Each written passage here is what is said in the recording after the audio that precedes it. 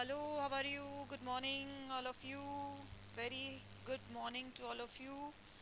I hope आप सबकी preparation अच्छी चल रही होगी विथ माई दिस चालीसा, जिसके अंदर हम स्टैटिस्टिक्स के 40 क्वेश्चन एज एग्जाम के अंदर जो आते हैं उनको कवर कर रहे हैं। और 40 minutes max to max 40 minutes का हमारा टारगेट होता है और वो ही रहना चाहिए। आप लोगों को बताया है कि 2 आवर्स यानी कि 60 + 60 यानी कि 120 मिनट्स आपको मिलेंगे और आपके पास 100 मार्क्स उससे अचीव करने के हैं। तो 1.2 मिनट पर मार्क यानी कि पर एक क्वेश्चन, क्योंकि हमारे यहाँ पर एक क्वेश्चन 1 मार्क का है, इसलिए एक क्वेश्चन को करने के लिए वैसे 1.2 मिनट हमारे पास टाइम है, लेकिन आपको क्या करना है, 1 मिनट का टारगेट लेके चलना है, जिससे कि एंड के अंदर हमारे पास ऑप्शन रहे कि कुछ कम ज़्यादा करना है, इधर उधर करना है, तो हम कर सकें। ठीक है, तो थोड़ा सा प्लीज़ टाइम की पंक्चुअलिटी का ध्यान रखिएगा। 1 मिनट से ज़्यादा किसी क्वेश्चन पे देने का नहीं है, एक्सेप्ट जिसकी आपको दिख रही है कि कैलकुलेशन थोड़ी सी बड़ी है, लेंदी है, और जो क्वेश्चन बिल्कुल भी नहीं पढ़े हुए हैं, देखे हुए नहीं हैं, सुने हुए नहीं हैं, तो उनको क्रॉस लगाकर आगे बढ़ जाइएगा और किसी भी क्वेश्चन को ईगो पे नहीं लेना है। तो आ जाते हैं question number 1, the distribution of the profit of the company. Profit of the company, तो it is the bell shape कि कम होता है फिर ज़्यादा होता है फिर कम होता है, लाइक बिजनेस साइकिल भी इस तरीके से ही आपका वेव लाइक चलता है, और वेव लाइक यानी कि this is called bell shape distribution.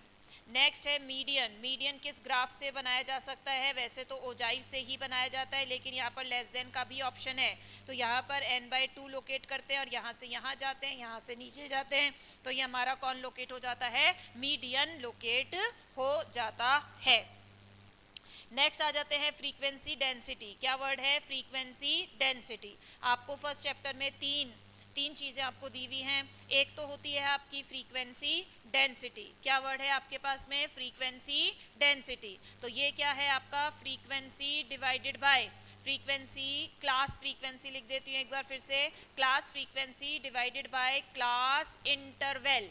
Class frequency divided by class interval, और क्लास इंटरवल को लेंथ भी बोल सकते हैं, विड्थ भी बोल सकते हैं, साइज भी बोल सकते हैं, तो इसलिए बी फॉर बॉम्बे। एक वर्ड है आपका रिलेटिव फ्रीक्वेंसी, एक वर्ड है आपका परसेंटेज रिलेटिव फ्रीक्वेंसी। तो रिलेटिव फ्रीक्वेंसी होता है class frequency upon total frequency, और रिलेटिव फ्रीक्वेंसी होता है class frequency upon total frequency multiplied by 100। ये 3 टर्म आपको फर्स्ट चैप्टर के इंट्रोडक्शन में देखने को, सुनने को, पढ़ने को मिलती है।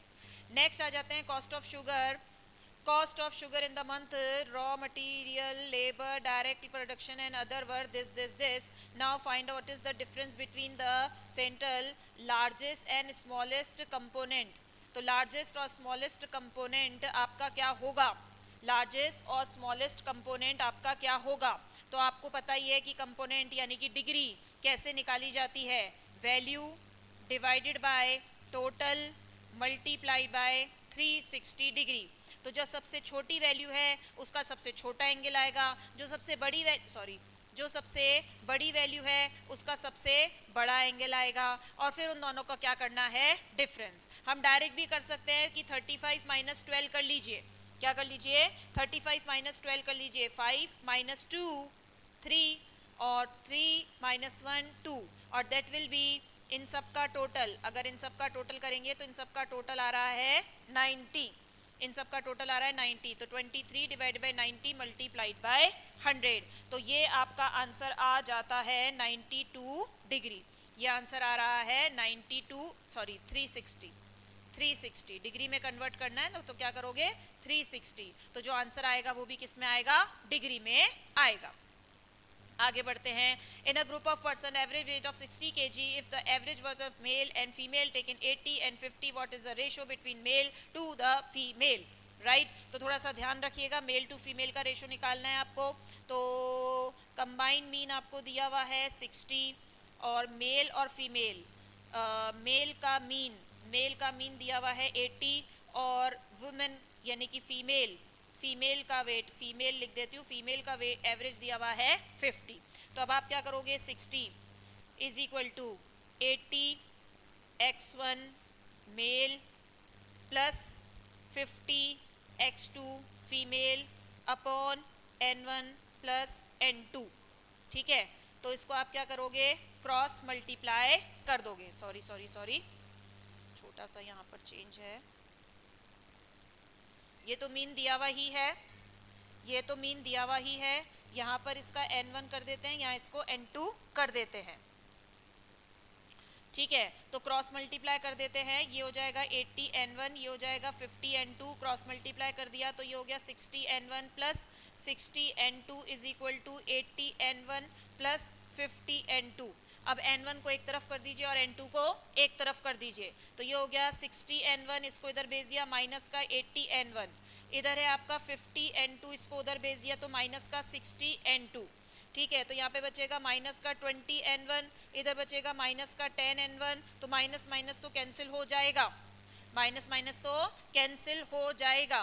ठीक है, और अब आप क्या कर देंगे, अब ध्यान दीजिएगा, मेल और फीमेल आपने किस किस को माना है, किसको मेल माना है और किसको फीमेल माना है। आपको मेल टू फीमेल करना है, मेल टू फीमेल, यानी कि इधर ही है आपका, तो n1 और नीचे n2 कर देंगे, तो 10 इधर है ही, 20 इधर, तो ये 1:2। D for Delhi is your answer, D for Delhi 1:2 will your answer. आगे बढ़ते हैं, आगे बढ़ते हैं, बस थोड़ा सा ध्यान रखिएगा 2:1 ना कर दें, बस इसमें यही एक कैच पॉइंट है। नेक्स्ट है 5 kilometre journey by the 30 kilometre per hour, 50 kilometre journey by the 45 kilometre per hour, what will be the average journey of the whole. तो आपको जो स्पीड निकालनी होती है, जिसका भी एवरेज निकालना होता है, वो आपके लिए एज अ एक्स वर्क करता है, और डिस्टेंस आपके लिए फ्रीक्वेंसी हो जाती है। तो ये है आपका 30 किलोमीटर पर आवर 5 और 45 किलोमीटर पर आवर 15। अब आप क्या करेंगे, f डिवाइडेड बाय, सॉरी यहाँ लिख देती हूँ, f डिवाइडेड बाय x और मेमोरी प्लस। ठीक है ना, ध्यान आ रहा है क्या करना होता है, f divided by x memory plus, यानी कि 5 divided by 30 memory plus, 15 divided by 45 memory plus, और ये सारा कहाँ इकट्ठा हो रखा है, MRC में। और फिर क्या करना है, summation f divide by summation f upon x, यानी कि summation f divided by MRC और इक्वल्स टू। ठीक है, तो इसमें आप करेंगे, इसमें आप करेंगे तो आपका आंसर आ जाएगा 5 divided by 30 memory plus, sorry कुछ माल था पहले से, AC MRC प्रेस करना ना भूले, 5 divided by 30 memory, 5 divided by 30 memory plus, 15 divided by 45 memory plus, और 5 और 15 का टोटल है आपका 20, तो this is 20 divided by MRC equals to, तो 40 किलोमीटर पर आवर। आपको फिर बता दूं, हार्मोनिक मीन एक ऐसा क्वेश्चन है, अगर आप उसको मेमोरी में लेकर कर रहे हैं तो बहुत ही ज़्यादा बढ़िया एग्जैक्ट आंसर मैच करता है। और फिर भी अगर आपको लग रहा है कि नहीं साहब हम तो लिख लिख के करेंगे, हमको तो याद ही नहीं आ रहा, पता नहीं क्या बताया गया था, तो भी आप डेसिमल के बाद 4 डिजिट कंसिडर करिएगा, तभी आपका आंसर मैच करेगा, नहीं तो कहीं ना कहीं फ्लॉक के आपको फेस करना पड़ेगा। ठीक है, नेक्स्ट आ जाते हैं, ये आपको रिलेशनशिप दिया हुआ है, वेरिएंस ऑफ x दे रखा है, वेरिएंस ऑफ y पता करने के लिए बोला है, तो हम इक्वेशन को y इक्वल्स टू के फॉर्मेट में, अगर y निकालना है तो y इक्वल्स टू के फॉर्मेट में, अगर x का आंसर निकालना है तो इक्वेशन को x इक्वल्स टू के फॉर्मेट में अरेंज कर दीजिए। फॉर्मेट में मतलब y पता करना है तो y लेफ्ट हैंड साइड में, बाकी सारी चीजें राइट हैंड साइड में, अगर x पता करना है तो x लेफ्ट हैंड साइड में, बाकी सारी चीजें राइट हैंड साइड में। ठीक है, तो इट इज -4 -2x अपॉन में 3 अपॉन में 3। अब आपको बताइए कि डिस्पर्जन के मेजर्स पे ओरिजिन का फर्क नहीं पड़ता, तो ओ को ओ ओरिजिन बनाकर क्या कर दीजिए, काट दीजिए। तो अब स्टैंडर्ड डिवीजन एक्सपुट करेंगे तो स्टैंडर्ड डिवीजन y का आंसर आ जाएगा। तो ये प्रॉपर्टी हुई स्टैंडर्ड डिवीजन की। अब आपको क्या, लेकिन आपको तो क्या पता करना है, वेरिएंस पता करना है, तो इसका क्या करना पड़ेगा, स्क्वायर कर देने पड़ेंगे। तो ये हो जाएगा वेरिएंस ऑफ y, 2 2 जा 4, 3 3 जा 9, वेरिएंस ऑफ x। अब आपने किया 4/9 और वेरिएंस ऑफ x है आपका 6, 3 2 जा 3 3 जा 4 2 जा 8 divided by 3। Very good, A for apple is your answer, 8 divided by 3, A for apple is your answer. Next आ जाते हैं, if the standard deviation of 1 to 10 observation, 1 to 10 observation का standard deviation है सिग्मा, तो 11 12 20, यानी कि देखिए 1 2 3 से लेकर 10 तक की ऑब्जर्वेशन, का स्टैंडर्ड डेविएशन है स्टैंडर्ड डेविएशन। अब अगर आपको बोला गया है कि नेक्स्ट टेबल बनाई गई है इस x वाली टेबल में +10 करके, यानी कि क्या किया है 11, 12, 13, 14 से लेकर 20, तो आपको पता ही है कि क्या चेंज किया है +10 मतलब कि ओरिजिन, और ओरिजिन का स्टैंडर्ड डिवीजन पे कोई फर्क नहीं पड़ता है। क्या नहीं पड़ता है? ओरिजिन का स्टैंडर्ड डेविएशन पे कोई इफेक्ट नहीं पड़ता है। तो राइट, तो बिल्कुल राइट, तो हमारा आंसर क्या रह जाएगा सी, यानी कि ये जो स्टैंडर्ड डिवीजन है वही स्टैंडर्ड डिवीजन वाई का भी आंसर हो जाएगा। आपको पता करना था कि क्या चेंजेस हो रहे हैं। नेक्स्ट आगे बढ़ते हैं, what is the standard division of the following series. भैया थोड़ी सी कैलकुलेशन मांग रहा है ये, तो आप लोगों को वैसे भी बोला है मैंने कि आपके 40 में से कोई से भी 4 क्वेश्चन हो सकते हैं, मैक्सिमम साइड है 4 क्वेश्चन, 40 में से मैक्सिमम साइड 4 क्वेश्चन ऐसे हो सकते हैं जिनमें आपको थोड़ी सी कैलकुलेशन करनी पड़ती है, टाइम कंज्यूम करना पड़ता है, और अगर कैलकुलेटर में मेमोरी का इस्तेमाल करते हैं तो देखिए वो भी टाइम आपका बहुत कम हो जाता है, लेकिन ये आप पे डिपेंड करता है। ठीक है, तो चलिए भैया यहाँ पर एक्स मिड वैल्यूज निकालनी पड़ती है, क्योंकि स्टैंडर्ड डिवीजन का हमारा फॉर्मूला, स्टैंडर्ड डिवीजन का फॉर्मूला है summation F x square upon summation F minus summation F x upon summation F का होल स्क्वायर का होल रूट, ये हमारा फॉर्मूला होता है। अब इन बातों का कोई भी आपका शॉर्टकट नहीं है, कोई भी शॉर्टकट नहीं है, इस बात को पक्की तरीके से बांध लीजिएगा। तो यहाँ पर आ जाता है 5, यहाँ आ जाता है 15, यहाँ आ जाता है 25 और यहाँ आ जाता है 35। तो देखो भैया मेरे को तो आता है मेमोरी का इस्तेमाल करना, ठीक है, तो मैंने किया 5 × 1 मेमोरी प्लस 15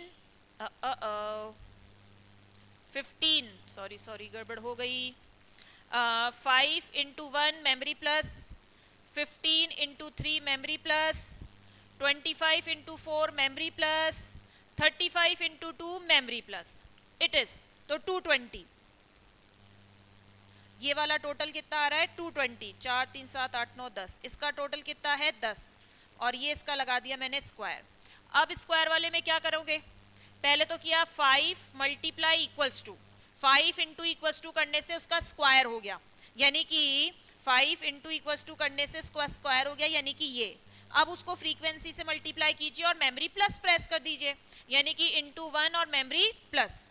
फिर से देखिए 15 इंटू इक्वल्स टू और फिर मल्टीप्लाई बाय 3 मेमोरी प्लस, फिर 25 इंटू इक्वल्स टू, फिर मल्टीप्लाई 4 मेमोरी प्लस, फिर 35 इंटू इक्वल्स टू, फिर इंटू 2 मेमोरी प्लस। तो भैया इसका टोटल भी मेरे पास आ चुका है 5650 डिवाइडेड बाय 10। आ गया है क्या सबको समझ में? बस क्लियर है। अब इसको आप सॉल्व कर लेंगे, इसको आप सॉल्व कर लेंगे तो आंसर आ जाएगा सी, 9 आंसर आ जाएगा।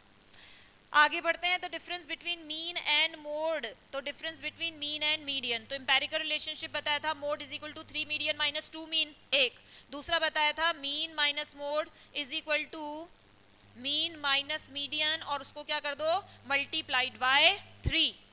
Mean minus mode equals to mean minus median, और मीन माइनस मीडियन वाले को क्या करना है मल्टीप्लाई बाय 3, ध्यान रखिएगा, ठीक है ना, क्योंकि मोड तो क्या है अपने आप में, बच्चे क्या कंफ्यूज हो जाते हैं कि 3 इधर था कि 3 इधर था, मीन माइनस मोड है मीन माइनस मीडियन है, ये तो पक्का है, ये तो हमारे दिमाग में सेट हो जाता है, लेकिन 3 इधर था कि 3 इधर था कि ये दिमाग में सेट लगाना है। अब क्या सेट लगाना है, एक्चुअली आप लोगों को बताया था, हालांकि आपके कोर्स में स्क्यूनेस नाम का टॉपिक है नहीं, लेकिन मैं आपको पढ़ाती हूँ हमेशा बीकॉम स्पेशल करके कि ये बीकॉम के अंदर पूरा 20 मार्क्स का आपका चैप्टर आता है, तो मैं पूरे फॉर्मूले आपको इसके लिखवा दी हूँ।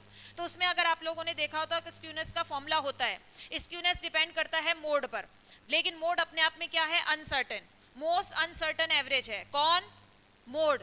मोड क्या है? मोस्ट अनसर्टन एवरेज है।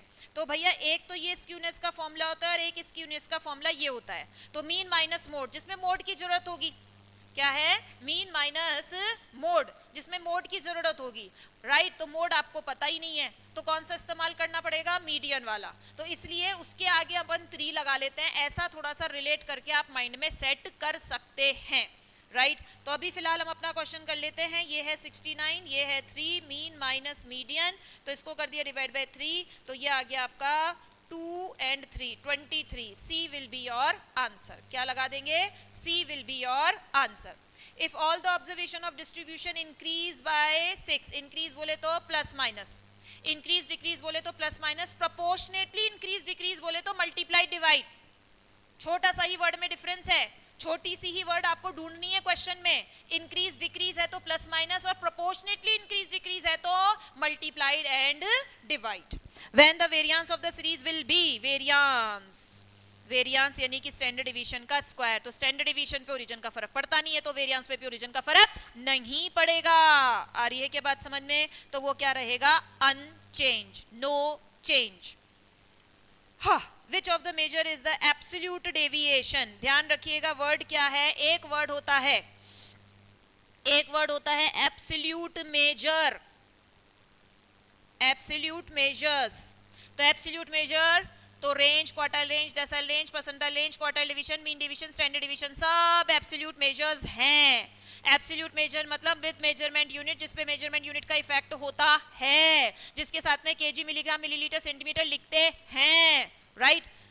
और दूसरा वर्ड होता है, इसका अपोजिट वर्ड होता है रिलेटिव मेजर. इसका वर्ड होता है रिलेटिव मेजर. रिलेटिव मेजर कौन होते हैं? Coefficient of range, coefficient of quartile range, coefficient of decile range, coefficient of percentile range, coefficient of quartile division, coefficient of mean division, coefficient of standard division, coefficient of variation, coefficient of correlation. ये सब कौन है? Relative measure. तो word is absolute measure and relative measure. That is meaning is that. ये आपको बोल रहा है एब्सोल्यूट डेविएशन. क्या वर्ड है? Absolute deviation. ये प्रॉपर्टी आपको बताई थी. एब्सोल्यूट डेविएशन मतलब क्या होता है? X minus average under the mod का टोटल. टोटल तो चलो वर्ड छोड़ दो, कोई बात नहीं है, टोटल वर्ड का तो कोई लेना देना नहीं है. Under the mod, under the mod मतलब आपको माइनस साइन इग्नोर करने होते हैं. That is called absolute deviation. और इसका अपोजिट वर्ड, इसका अपोजिट वर्ड कौन होगा भैया? इसका अपोजिट वर्ड क्या होगा? खाली डेविएशन. इसका अपोजिट वर्ड खाली क्या होगा? खाली डेविएशन. खाली डेविएशन मतलब x minus average simple, simple bracket, simple bracket, ठीक है, उसको बोलते हैं डेविएशन. और ये वर्ड है एब्सोल्यूट डेविएशन. तो एब्सोल्यूट डेविएशन मतलब under the mod. Under the mod मतलब माइनस साइन आपको क्या करना है? इग्नोर. आ गया है कि बात समझ में? अब सारे पूरी होल स्टैटिस्टिक्स में, पूरी होल स्टैटिस्टिक्स एटलीस्ट जितनी हम पढ़ रहे हैं, आप पढ़ रहे हैं, जितना मैं आपको पढ़ा रही हूँ, जितना हम पढ़ रहे हैं, जितने हमारे क्वेश्चंस आते हैं, उसमें से खाली और खाली एक मेजर है. Only one major, only one major जो कि एब्सोल्यूट डेविएशन पे डिपेंड करता है, जहां पर माइनस साइन इग्नोर कर देते हैं. और यही उसकी सबसे बड़ी डिमेरिट भी बन जाती है, right. That is your mean deviation. Mean deviation का फॉर्मूला क्या होता है? Total of this divided by number of observation. ये होता है मीन डेविएशन का फॉर्मूला, जहां पर माइनस साइन आप क्या कर देते हैं? इग्नोर. और माइनस साइन इग्नोर कर देने को या तो बोला जाता है कि डेविएशन अंडर द मॉड. क्या वर्ड बोला जाता है? Deviation under the mod. और या फिर क्या बोला जाता है? Absolute deviation. चलिए भैया, बहुत है मेरे हिसाब से. हाँ, next calculate the value of third quartile of this. तो क्वार्टाइल, डेसाइल, परसेंटाइल ये सब पता करने के लिए पहले वैल्यूज को आपको असेंडिंग ऑर्डर में अरेंज करना पड़ेगा. क्या करना पड़ेगा? असेंडिंग ऑर्डर में अरेंज करना पड़ेगा. तो मैंने असेंडिंग ऑर्डर में अरेंज कर लिया. 16, 21, 25, 27, 29, 30, 32, 35, 40 और 51. आ गई है क्या बात समझ में? राइट. अब चाहिए थर्ड क्वार्टाइल. थर्ड क्वार्टाइल तो क्वार्टाइल 3 के लिए लगाना है n+1/4 मल्टीप्लाई बाय 3. तो ये आपने कैलकुलेट किया, ये 10 + 1 डिवाइड बाय 4 मल्टीप्लाई बाय 3. तो ये आ रहा है 8.25. 8.25 ये छोटा सा सीरियल नंबर इसके नीचे लिखना ना भूलें, जिससे कि आपको याद रहेगा 8.25 is not our answer. Answer 8th और 9th के बीच में लागू होगा. तो 1 2 3 4 5 6 7 8 9 10, राइट. तो यानी कि 35 और 40 के बीच में कहीं आंसर हमारा आ रहा है. इसको कैसे सॉल्व करते हैं? 8th वैल्यू प्लस 0.25 का fraction, 9th value minus 8th value. तो 8th वैल्यू है 35 प्लस 0.25, फिर 40 minus 35.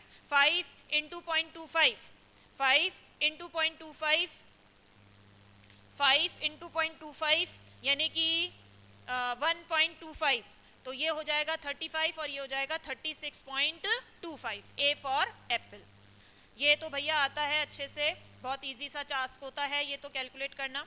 The mean of 100 students are 45. Later it was discovered that the marks of the two students are misread as 85-84 instead of 58-45। फिर से कह रही हूँ, जब भी ये क्वेश्चन आ जाता है जो गलत है उसके नीचे क्रॉस लगा लेना और जो सही है उसके नीचे राइट लगा लेना। क्वेश्चन पढ़ते वक्त ही ये काम कर लेना, नहीं तो ज़्यादातर कई बच्चे इसको उल्टा पुल्टा कर आते हैं, राइट। तो सिंपली करेक्ट मीन का फॉर्मूला है x bar into N minus wrong value plus right value divided by number of observation. तो आपने किया 45 into 100 minus 85 minus 54 plus 58 plus 45 और डिवाइडेड बाय वापस से क्या करना रहेगा 100, वापस डिवाइड क्या करना रहेगा 100। तो आंसर आ जाएगा इसका 44.64। Just use calculator. ये तो मैंने अभी फर्स्ट टाइम मतलब आपको दिखाने के लिए किया है, तो लिख लिख कर करना ही पड़ेगा, otherwise you did all this thing in just your calculator. No need to write these things in exams. अभी जितनी बार लिखो उतनी बार फॉर्मूला लिख लिख कर प्रैक्टिस करना। बाकी कैलकुलेशन कैलकुलेटर में लगा लेगा, लेकिन फॉर्मूला पहले लिखना कंपल्सरी है, जिससे फॉर्मूला आपका मगअप होता चला जाए। बाकी तो आपको पता ही है कि आपको ब्रेकफास्ट में क्या खाना है, आपको लंच में क्या खाना है, आपको डिनर में क्या खाना है। वो खाना आपको रोज के हिसाब से मैंने आपको प्रोवाइड करवाया हुआ है। वो अगर आप रोज हिसाब से खा रहे पी रहे होंगे तो आपको कोई भी पास होने से नहीं रोक सकता। आगे बढ़ते हैं। Arithmetic mean, coefficient of variation. Arithmetic mean दिया हुआ है x bar, coefficient of variation दिया हुआ है और वेरिएंस का आंसर पूछा है। तो भैया पहले इससे क्या निकालना पड़ेगा standard deviation. Coefficient of variation का आंसर होता है standard deviation upon mean into 100। तो कोफिशिएंट ऑफ वेरिएशन है 30, स्टैंडर्ड डेविएशन पता करना है, मीन है 10 और multiplied by 30, sorry multiplied by 100। आ रही है क्या बात समझ में? तो इसको हमने सॉल्व किया तो इससे स्टैंडर्ड डेविएशन का आंसर आ गया हमारे पास में 3। तो वेरिएंस का आंसर कितना हो गया 9। ये है x के आंसर। अब बोला है x equals to 30 minus 2x। पहले तो ये रिलेशनशिप बता रखी है 30 माइनस 2x। तो इसमें सबसे पहले तो हम अपना सबसे पहला वाला काम करेंगे, o को o ओरिजिन बनाकर क्रॉस लगा देंगे, o को o ओरिजिन बनाकर क्रॉस लगा देंगे। अब स्टैंडर्ड डिवीजन x पुट करते हैं तो स्टैंडर्ड डिवीजन ऑफ y का आंसर आ जाता है। ये है आपका ओरिजिनल स्केल वाला रिलेशनशिप, जिसमें स्टैंडर्ड डिवीजन पुट करते हैं तो standard division y, standard division x put करते हैं तो स्टैंडर्ड डिवीजन y का आंसर आ जाता है। लेकिन हमको दो क्वेश्चन वेरिएंस का पूछा है, तो हम क्या कर देंगे पूरी इक्वेशन का स्क्वायर। तो variance of y equals to 2 2 जा 4 वेरिएंस ऑफ x, और वेरिएंस ऑफ x हमारा निकल के कितना आया है 9। तो 9 4 जा 36, 9 4 जा 36, D for Delhi is your answer. 9 4 जा 36, D for Delhi is your answer. इस बात के लिए standard division is to mean division is to quartile deviation. देखिए यहाँ पर जो हम लिखते हैं 4 5 6 वो भी मिल जाएगा, 1 2 3 भी मिल जाएगा, 3 4 5 4 5 6 सब कुछ मिल जाएगा। लेकिन आपको मैंने बताया था असली रिलेशनशिप कितना है 10 12 और 15। अब ये तो बहुत गुड लक है कि इसमें 10 12 15 का उल्टा नहीं लिखा हुआ है, ठीक है, तो वहां पर कंफ्यूजन क्रिएट होता है। तो उस चीज से बचने के लिए ध्यान दीजिएगा कि always standard division is greater than mean division is greater than quartile division. जो सबसे बेस्ट होता है, usable, suitable, well known, ideal major होता है, वो सबसे बड़ा होता है, ठीक है। तो स्टैंडर्ड डिवीजन डिस्पर्जन का सबसे बढ़िया suitable, usable, best, ideal major है तो वो सबसे बड़ा है। तो स्टैंडर्ड डिवीजन सबसे बड़ा है तो ऑब्वियस सी बात है फिर मीन डिवीजन उससे छोटा और क्वार्टाइल डिवीजन सबसे छोटा है, राइट। तो अगर स्टैंडर्ड डिवीजन यहाँ पर देखिए standard division, mean division, quartile division लिखा है, तो इसलिए आंसर क्या हो जाएगा 15 12 और 10। आंसर क्या हो जाएगा 15:12:10, क्योंकि पहले स्टैंडर्ड डिवीजन लिखा हुआ है। अगर क्वेश्चन में quartile division comma mean deviation comma standard division अगर ऐसा वो लिख देता तो आपका आंसर क्या लिखना था 10:12:15। ऐसा मैंने क्वेश्चन देखा हुआ है, इसलिए मैंने यहीं पर आपको चोट से बचाने के लिए रिलेवेंस बता दिया है। तो थोड़ा सा ध्यान रखिएगा कि क्या कार्यक्रम करना है। सबसे बड़ा पहले तो 15 12 और 10 में भी 15 पहले, और अगर सबसे छोटा पहले तो 15 12 10 में से 10 पहले। आगे बढ़ते हैं। तो geometric mean of the 3 numbers is 10, then the value of. तो ज्योमेट्रिक मीन का फॉर्मूला क्या होता है x1 multiply x2 multiply x3 का क्या करेंगे, क्यूब रूट। तो इस क्यूब को हटा दीजिए तो इसका पावर क्या हो जाएगा, 3। तो ये 10 दे रखा है तो 10 की पावर हो गई 3, और ये 40 इंटू 50 और इंटू x3 का आंसर, सॉरी स्क्वायर रूट हम हटा चुके हैं। तो मुझे नहीं लगता अब इससे ज़्यादा इजी कोई क्वेश्चन आपकी दुनिया में बचा होगा। तो इसको सॉल्व करेंगे तो D for Delhi is your answer. Geometric mean मैंने आपको कहा ही है, ऑप्शन से जाइएगा, ऑप्शन से जाइएगा, ऑप्शन से जाइएगा।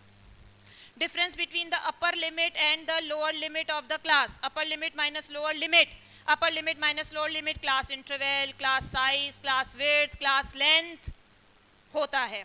तो ये हो गया class size, class interval, class size, class width, class length, class distance, कोई भी वर्ड आपको लिखा हुआ मिल सकता है। नेक्स्ट आ जाइए, सैंपल स्पेस में x1, x2, x3 हैं। तो सैंपल स्पेस में जितने आउटकम्स होते हैं उन सारे आउटकम्स की टोटल प्रोबेबिलिटी इक्वल्स टू 1 होती है, राइट? यानी कि x1, x2, x3 इन तीनों का टोटल 1 होना चाहिए। तो x1 दे रखा है, x3 दे रखा है और x2 पता करना है। तो 1 equals to probability of x1 plus probability of x2 plus probability of x3। तो x1 है 1/4, x2 पता करनी है और x3 है 1/4। तो इस क्वेश्चन को अगर हम सॉल्व करेंगे तो आंसर आ रहा है 5/12, 5/12। 1 माइनस 1/4 माइनस 1/3, तो px2, ठीक है। 1/4 को 0.25 और 1/3 को 0.33, तो 0.25 प्लस 0.33 माइनस 1, तो क्या आंसर आ रहा है? इन सब में से डिवाइड करके चेक भी कर सकते हैं या पूरा एलसीएम लेकर भी सॉल्व कर सकते हैं। It is your choice which one is your comfortable in your ground. आपने किस चीज की प्रैक्टिस करी है वही चीज आपको कंफर्टेबल बनाती है एग्जाम्स में। इसीलिए आपको बोला जाता है कि practice, practice makes a man perfect. A speak truth 60 times, B speak truth 90 times. What will be the percentage of cases that contradict with each other? तो दोनों सच सच बोलेंगे तो कोई लड़ाई नहीं होगी, दोनों झूठ झूठ बोलेंगे तो दोनों में कोई लड़ाई नहीं होगी। लड़ाई कब होगी? जब एक झूठ और एक सच बोल रहा होगा और एक सच और एक झूठ बोल रहा होगा। तो हमको दोनों कार्यक्रम लगाने पड़ेंगे कि प्रोबेबिलिटी ऑफ ए सच बोले एंड बी झूठ, या ए झूठ बोले एंड बी सच। तो ए के सच बोलने का 0.60, तो बी के झूठ बोलने का 0.10। अब ये तो मुझे करने की जरूरत नहीं है, फिर भी लिख देती हूँ कि ये क्या है, प्रोबेबिलिटी ऑफ ए 0.60, तो प्रोबेबिलिटी ऑफ ए नॉट क्या बचा 0.40। ये है प्रोबेबिलिटी ऑफ बी 0.90, तो प्रोबेबिलिटी ऑफ बी नॉट क्या बचा 0.10, ठीक है ना। तो ए के सच बोलने की 0.60, बी के झूठ बोलने की 0.10, फिर ए के झूठ बोलने की 0.60 इंटू बी के सच बोलने की 0.90। और क्वेश्चन नंबर 20, तो इसको सॉल्व करेंगे तो ये आंसर आ रहा है 0.42, और आंसर पूछा है परसेंटेज में। प्रोबेबिलिटी के आंसर डेसिमल में भी होते हैं, रेशो में भी होते हैं, परसेंटेज में भी होते हैं। तो इसको मल्टीप्लाई भी कर दीजिए 100, तो B will be your answer. आगे बढ़ते हैं। A candidate is selected for the interview of 3 post. ये क्वेश्चन कितने बढ़िया हैं, कितने बढ़िया, मतलब जो मेरी फर्स्ट वर्कशीट होती है ना, first worksheet, first practice worksheet, उसके हैं सारे क्वेश्चन। समझिए, 3 पोस्ट के लिए आ रहे हैं, 3 फर्स्ट में 3 जने हैं, तो प्रोबेबिलिटी ऑफ ए में सेलेक्ट होने का 1/3, प्रोबेबिलिटी ऑफ बी में सेलेक्ट होने का 1/4, प्रोबेबिलिटी ऑफ सी में सेलेक्ट होने का 1/2, प्रोबेबिलिटी ऑफ ए में सेलेक्ट नहीं होने का 2/3, प्रोबेबिलिटी ऑफ बी में सेलेक्ट नहीं होने का 3/4, प्रोबेबिलिटी ऑफ सी में सेलेक्ट नहीं होने का 1/2। अब बोला है at least 1, exactly same to same copy cat है, इसीलिए मैं बोलती हूँ जितना मैं दे रही हूँ मोर देन इनफ है। उसी को 1 बार 2 बार 3 बार अगर आप कर लेते हैं तो वही सब कुछ एग्जाम में मिलने वाला है। हार्डली 40 में से 4 क्वेश्चन ऐसे हो सकते हैं जो आपने नहीं पढ़े हो, और 40 में से खाली 1 क्वेश्चन हो सकता है जो आउट ऑफ ट्रेंड आपके सामने आया हो। तो वो आउट ऑफ ट्रेंड वाला तो सभी के लिए आउट ऑफ ट्रेंड है। बाकी बचे 3 क्वेश्चन जिसमें पढ़ने के लिए आपको थोड़ी सी मेहनत करनी है। बाकी गारंटेड है 36 क्वेश्चन, अपने जितनी पढ़ाई करिए ना उसके बाहर से कुछ नहीं आने का है, कुछ भी नहीं। चलिए, एटलीस्ट 1, एटलीस्ट 1 का मतलब है प्रोबेबिलिटी ऑफ ए या बी या सी, तो क्या लगा देंगे, डी मॉर्गन। क्या लगा देंगे, डी मॉर्गन। डी मॉर्गन क्या बोलता है, 1 minus probability of A not intersection B intersection C not not not, होने को नहीं होना नहीं होना, और यूनियन को इंटरसेक्शन में बदल दीजिए। तो 1 माइनस ए का नहीं होना 2/3 मल्टीप्लाई बी का नहीं होना 3/4 मल्टीप्लाई सी का नहीं होना 1/2। तो काटा पिटी करेंगे, 3 से 3, 2 से 2, तो 1/4 बचा, 1 माइनस 1/4 हो दिख नहीं रहा, सॉरी 1 माइनस 1/4 बचा आपके पास में, तो 3/4 will be your answer. A for apple is your answer। चलिए A card is drawn from a pack of cards, then the another card is drawn without replacement होने जा रहा है, यानी कि dependent situation बनने जा रही है। What is the probability getting of 2 kings? ओहो, probability of king and king, पहली बार में king आने का into probability of king when king is already drawn, already happened, already occurred, already given। तो पहली बार में किंग आने का 4/52, दूसरी बार में किंग आने का 3/51। काटा पीटी कर दीजिए, क्या काटा पीटी करी, 4 1 जा और 4 13 जा, 3 1 जा, 3 1 जा और 3 7 जा, तो ये 1/13 into 17, 13 into 17, तो इट इज 2 to 1, 2 to 1, तो 1/2 to 1, B for Bombay is your answer. आगे बढ़ते हैं। ये आ जाता है, आंसर्स के ऑप्शंस देख के ही थोड़ा सा दिमाग खनक जाता है और पता चल जाता है कौन सा क्वेश्चन है। किसका क्वेश्चन है? बायनोमियल का क्वेश्चन लग रहा है ना। प्रेजेंटेशन NCR P⁻R⁴N−R दिख रहा है ना। मैंने कहा ना, थ्योरेटिकल डिस्ट्रीब्यूशन में बायनोमियल है, पॉइजन है या नॉर्मल है, देखते ही क्वेश्चन को पता चल जाएगा और फिक्स एक ही फॉर्मूला है, ज्यादा दिमाग लगाना ही नहीं पड़ता उन चैप्टर्स में। तो देखिए, हिटिंग अ टारगेट की प्रोबेबिलिटी है 1/4, 7 फायर्स किए गए हैं, hitting a target at least twice, यानी कि 2 और 2 से ज्यादा। तो 2 और 2 से ज्यादा निकालना है तो क्या करना पड़ेगा, 1 माइनस P0 और P1। 2 और 2 से ज्यादा निकालना है तो क्या करना पड़ेगा, 1 माइनस P0 प्लस P1। ठीक है, 1 minus P0 plus P1। Question number 83। हाँ, कुछ थोड़े से लेंथी सोल्यूशन है तो थोड़ा सा मैंने लिख के छोड़ रखा है जिससे कि आपका टाइम कंज्यूम ना करूं। 1 माइनस, इसके लिए आप पुट करेंगे 7C0 और हिट द टारगेट क्या है, 1/4 की पावर 0, 1/4 की पावर 7 प्लस 7C1 1/4 की पावर 1 और 3/4 की पावर 6 आया है क्या। 1 माइनस, तो 1 माइनस के फॉर्मेट में ही लिख रखा है सबका, चलो भाई कोई बात नहीं। इसमें से देखो मैं 3/4 कॉमन निकाल दूं क्या, 3/4 की पावर 6 मैंने कॉमन निकाल दी है। अब उसके बाद और क्या बच जाता है, यहाँ 1 और यहाँ पर 3/4 बच जाएगा।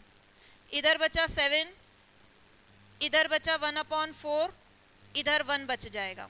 ठीक है, तो ये हो गया 3/4, ये हो गया 7/4, तो 3/4 प्लस 7/4, 3/4 की पावर 6 और इधर है 3/4 प्लस 7/4 यानी कि 10/4, तो 2 2 जा 2 5 जा, तो ये देखिए क्या दिया हुआ है, 5/2 और 1 माइनस। तो ये देखिए A फॉर ऑप्शन में यही लिखा है 1 माइनस 5/2 और 3/4 की पावर 6, तो A for apple is your answer.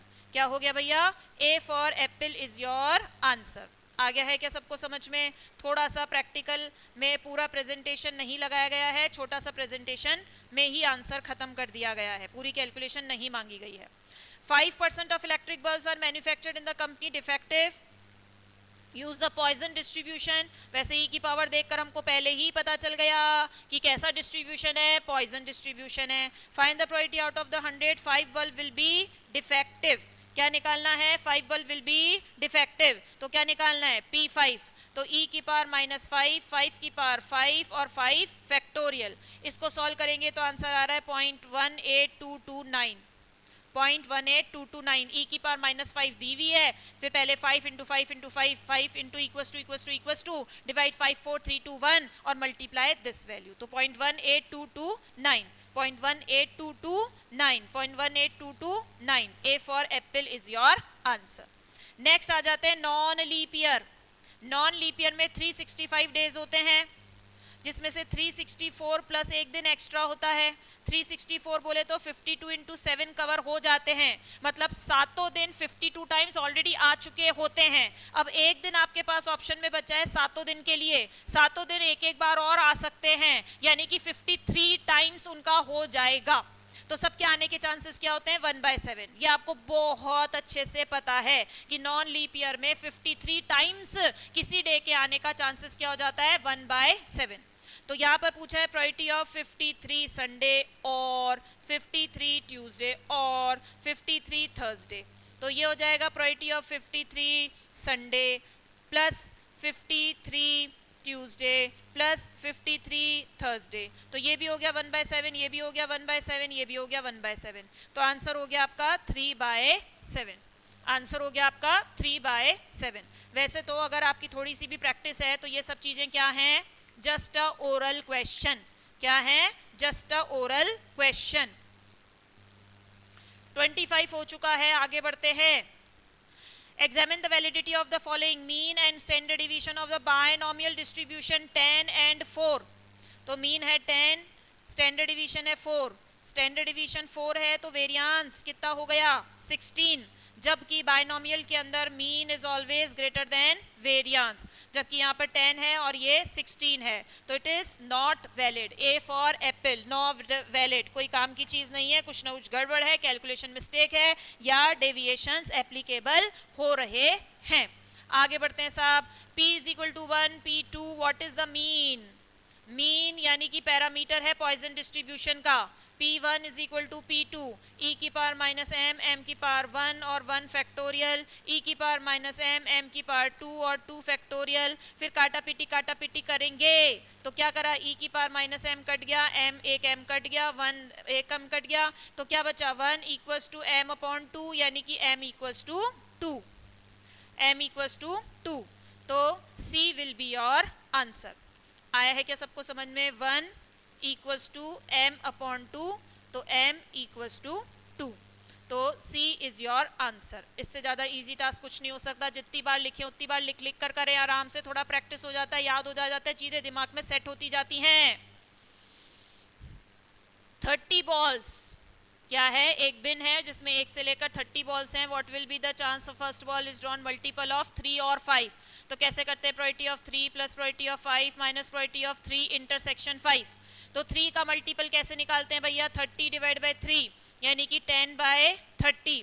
5 के मल्टीपल कैसे निकालेंगे? 30 डिवाइड बाय 5, तो 5 6 जा, तो 6 डिवाइडेड बाय 30 माइनस 5 3 जा 15। इंटरसेक्शन मतलब क्या होता है? मल्टीप्लाई। तो 5 3 जा 15, 5 3 जा 15, 5 3 जा 15। तो क्या करोगे? 30 डिवाइड बाय 15, तो इट इज 2, तो 2 डिवाइडेड बाय 30। तो 10 और 6 18, 18 में से 2 गया तो 14, 14 डिवाइड बाय 30 में नहीं दे रखा, तो 2 7 जा और 15। तो D for Delhi is your answer. ऐसा दोनों में से कोई सा भी एक प्राइम नंबर होना चाहिए, तभी ये आप रूल फॉलो कर सकते हो। ध्यान रखना, अगर दोनों प्राइम नंबर के अलावा कोई इवन नंबर आ जाएं तो फिर तरीका अलग है जो आप लोगों को सिखाया हुआ है। बाकी हमारे क्या छोटे क्वेश्चन आते हैं, ऑब्जेक्टिव क्वेश्चन आते हैं, इसलिए हमारा वो लेंदी वाला कार्यक्रम देते नहीं, हालांकि वो भी कुछ खास लेंदी तो है नहीं। फर्स्ट क्वार्टाइल और थर्ड क्वार्टाइल दिया हुआ है और मोड पता करने के लिए बोला है। भैया ये बेल शेप डिस्ट्रीब्यूशन है, क्वार्टाइल 1 और क्वार्टाइल 3 इक्वी डिस्टेंस पे होते हैं, इसलिए 37 प्लस 49 डिवाइड बाय 2 कर दो तो मिडिल वैल्यू आ जाएगी, और मिड वैल्यू ही आपका कौन होगा? मीन मीडियन मोड सेंटर में आ जाएगा। 37 प्लस 49 डिवाइडेड बाय 2, तो it is 43। Answer is your C 43। चलिए साहब आगे बढ़ते हैं। ऑड इन फेवर, फेवर का मतलब है पता है? पहले होने की और बाद में नहीं होने की। 3 independent trial, the probability of non occurrence यानी कि P0, यानी कि P होने की प्रोबेबिलिटी 3/4 और Q नहीं होने की प्रोबेबिलिटी 1/4। 3 इंडिपेंडेंट ट्रायल्स है यानी कि N कितना है? 3, और नॉन अकरेंस यानी कि P0 निकालने के लिए बोला गया है। तो क्या करोगे? 3C0, 3/4 की पावर 0, 1/4 की पावर 3, तो ये 1 हो गया, ये 1 हो गया। फिर 4 4 जा 4 इंटू 4 इंटू 4 कितना हो जाएगा 64। तो आंसर हो गया ए फॉर एप्पल। चलिए साहब आगे बढ़ते हैं। This is the regression line of y on x। y on x है यानी कि y लेफ्ट हैंड साइड में छोड़ दीजिए, बाकी सब राइट हैंड साइड में ले जाइए। तो कर ही लेते हैं ये काम। y इज इक्वल टू 15 तो है ही, प्लस में 5x अपॉन में 4 अपॉन में 4 कर दिया साहब। कोफिशिएंट ऑफ कोरिलेशन यानी कि r बता रखा है 0.75 और bxy पता करना है, बहुत ही इजी टास्क है। r equals to bxy multiply byx का रूट। तो r आपको दे रखा है 0.75, bxy आपको पता करना है, मल्टीप्लाई byx है 4/5। तो इसको सॉल्व करेंगे, इसको सॉल्व करेंगे तो आंसर आ जाएगा 0.45। A for apple 0.45 will be your answer. Next, if the regression line y no x x and y is given in this way, the find the arithmetic mean। क्या पता करना है arithmetic mean। तो दोनों equation को simultaneously solve करते हैं। तो 2x plus 3y is equal to -1, 5x plus 6y is equal to -1। Equation को मल्टीप्लाई 2 किया, मल्टीप्लाई 1 किया, फिर साइमल्टेनियसली सॉल्व किया तो x बार की वैल्यू +1 आ रही है, उसको पुट करेंगे तो y बार की वैल्यू -1 आ रही है। तो A for apple is your answer. A for apple is your answer. जो x का आंसर होता है वो x बार होता है, जो y का आंसर होता है वो y बार होता है। Now the correlation between x and y, r X Y है 0.50, तो x माइनस वाई यानी कि u कैसे बनाया है x, v कैसे बनाया है माइनस का y। तो इसकी स्केल से इसकी स्केल तक स्विंग बनाएंगे, झूला बनाएंगे। ये प्लस है ये माइनस है तो अपोजिट साइन है, तो आंसर का भी क्या हो जाएगा अपोजिट साइन हो जाएगा। क्या हो जाएगा माइनस का 0.5। क्या हो जाएगा माइनस का 0.5। फिर बता दे रही हूँ, इस तरीकों को याद रखेंगे तो कहीं कोई दिक्कत नहीं होगी, वरना फंसने के पूरे चांसेस हैं। Positive and perfectly correlation between the two variable, positive and perfect correlation, positive and perfect correlation यानी कि बता दिया गया है r क्या है exactly +1 है। One of the regression coefficient is 1.3, one of the regression coefficient 1.3, one of the regression coefficient बोलकर अब जनता ने आपके ऊपर भार छोड़ दिया है, क्वेश्चन बनाने वाले ने आपके ऊपर भार छोड़ दिया है, आईसीएआई ने आपके ऊपर भार छोड़ दिया है। तो इस चीज से बचने के लिए अगर आप थोड़ा सा रिकॉल करेंगे, थोड़ा सा ध्यान रखेंगे, थोड़ा सा मगअप करते होंगे, तो मैंने आपको हमेशा फर्स्ट चॉइस बताई है कि अगर दोनों चीजें दी हुई हो, दोनों में से कुछ सेलेक्ट करना पड़ जाए, दोनों में से क्या है क्या नहीं है, तो first choice Y depend on X. पहली चीजें हमेशा किसके फॉर्मेट में बनाई गई हैं, वाई डिपेंड ऑन एक्स के फॉर्मेट में बनाई गई हैं। इसलिए ये आपको कुछ नहीं तो ये क्या मानना होगा BYX मानना होगा, एक बार तो यही मानना होगा। फिर बाय चांस, क्योंकि देखिए यहाँ पे नन ऑफ दीज आंसर है नहीं, तो हम बहुत ही सेफ जर्नी में हैं कि बाय चांस अगर इससे आंसर मैच ना करे तो हम रिवर्ट वाला कार्यक्रम कर लेंगे। हालांकि लेकिन 99.99% मेरा लुक कहता है कि इससे आंसर मैच कर जाना चाहिए। क्यों? क्योंकि मैंने आप लोगों को जो बताया है वो ऐसे ही नहीं बताया, इतने साल के एक्सपीरियंस से ही बता रही हूँ आपको। 99.99% क्वेश्चन, बल्कि मेरी तरफ से बोलूँ तो एक बार के लिए 100% क्वेश्चन भी बोल सकती हूँ कि सारे क्वेश्चन जो आते हैं वो BYX के मोड पर आते हैं, वाई डिपेंड ऑन एक्स के मोड पर आते हैं। ये मैंने बार बार आप लोगों को बोला है, first choice Y depend on X, Y depend on X, सब कुछ वाई डिपेंड ऑन एक्स ही होता है। वाई डिपेंड ऑन एक्स को याद कर लीजिए तो अपने आप ही रिवर्ट वाला बना भी सकते हैं और आ जाए तो कर भी सकते हैं। चलिए, तो स्टैंडर्ड डिवीजन है 2, तो वेरिएंस ऑफ y बताना है। तो BYX is equal to R standard division y upon standard division x। BYX है 1.3, R है 1, स्टैंडर्ड डिवीजन y तो पता करना है और स्टैंडर्ड डिवीजन x दे रखा है 2, स्टैंडर्ड डिवीजन x दे रखा है 2, तो स्टैंडर्ड डिवीजन y हो गया 2.6, तो वेरिएंस ऑफ y हो गया 2.6 इंटू इक्वल्स टू 6.76। देखिए आ रहा है क्या आंसर? ओ आ गया, जो मैंने कहा था वो प्रूव हो गया। This is our always first choice, Y depend on X, ठीक है, Y on X, it's your first choice, hence prove. आगे बढ़ते हैं। n number of pairs and the coefficient of correlation concurrent deviation calculate 1:2 और concurrent. तो आपको दिया हुआ है r is equal to plus minus under root plus minus 2c minus m upon m. तो ये है अंडर रूट 1/3. ये करना है 2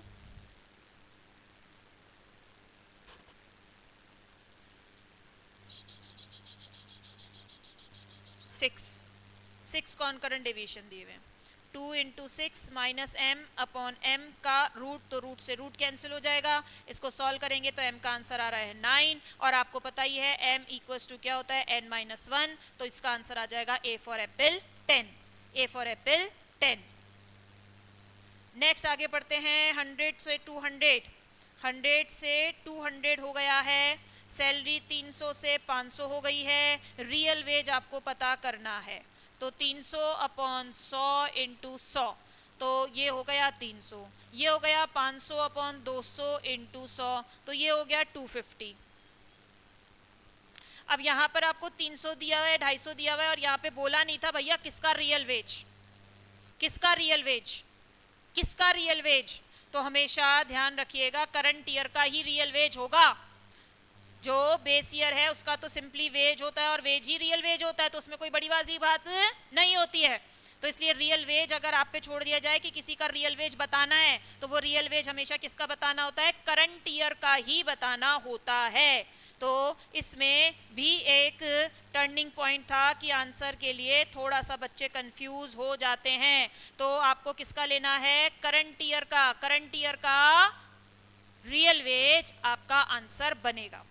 सर्कुलर टेस्ट का फॉर्मूला, सर्कुलर टेस्ट का फॉर्मूला कैसे होता है, 0 1 2. 0 को बेस मान के 1 को करंट, 1 को 2, 2 को मान के 0, यानी कि P01 P12 into P20 equals to 1. तो देखिए देखिए देखिए ए फॉर एप्पल से आपका आंसर बैठता जा रहा है. Bowley's and Laspeyres is as follows. Bowley's दिया हुआ, लेस्प्रेस दिया हुआ, पास्चेस बताना है. तो Bowley's equals to Laspeyres plus Paasche's divide by 2. Bowley's है 150, लेस्प्रेस है 180 प्लस पास्चेस बताना है. तो ये आ गया 120. It's just a oral question. Laspeyres Laspeyres Laspeyres आपको शुरुआत से ही सिखाया है कि आप ये याद कीजिए किसने किसको वेट लिया था. लेस्प्रेस ने Q0 को, पास्चेस ने Q1 को, फिशर्स ने ज्योमेट्रिक मीन किया, मार्शल एजवर्थ ने डॉर्बिश बाउले ने अर्थमेटिक मीन ऑफ लेस्प्रेस एंड पास्चेस किया. वॉल्श ने दोनों की क्वांटिटीज का ज्योमेट्रिक मीन कर दिया. मार्शल एजवर्थ ने दोनों की क्वांटिटीज का अर्थमेटिक मीन कर दिया. कैली स्केला अकेला अकेला Q को वेट ले लिया. तो quantity consume in the base year will be taken as the weight by the Laspeyres. Last question इसमें निकालना है Paasche's. Again a very easy task. ये आपका P0 है, ये आपका Q0 है, ये P1 है और ये Q1 है. तो इसको हमने सॉल्व किया है, इसको हमने सॉल्व किया है समीशन नहीं, हम जैसे बोलते हैं वैसे ही लिखेंगे. P1 ऊपर, P0 नीचे, Q1 का टोटल मल्टीप्लाइड बाय 100. तो ये P1 Q1 का मल्टीप्लाई और P0 Q1 का मल्टीप्लाई और उनका टोटल. मेमोरी में इस्तेमाल कीजिए, multiply memory plus multiply memory plus multiply memory plus. तो न्यूमरेटर में आ रहा है 379, डिनोमिनेटर में आ रहा है 236 मल्टीप्लाइड बाय 100. तो ये आ रहा है 160.17 समथिंग. तो ये आंसर आ गया डी फॉर दिल्ली 160.21. चलिए, have a nice day, all the best, all the best. हंसते रहिए, मुस्कुराते रहिए, बढ़ते रहिए. जितना अपने आप पे कॉन्फिडेंस रखेंगे उतना ही आपकी बढ़ोतरी होगी. जितना आप मेहनत करेंगे उतना ही आपको लाइफ में रिटर्न मिलेगा. ये तय है, ये सत्य है. किसी भी सक्सेस का कोई शॉर्टकट नहीं होता है. That's it. Bye bye, have a nice day.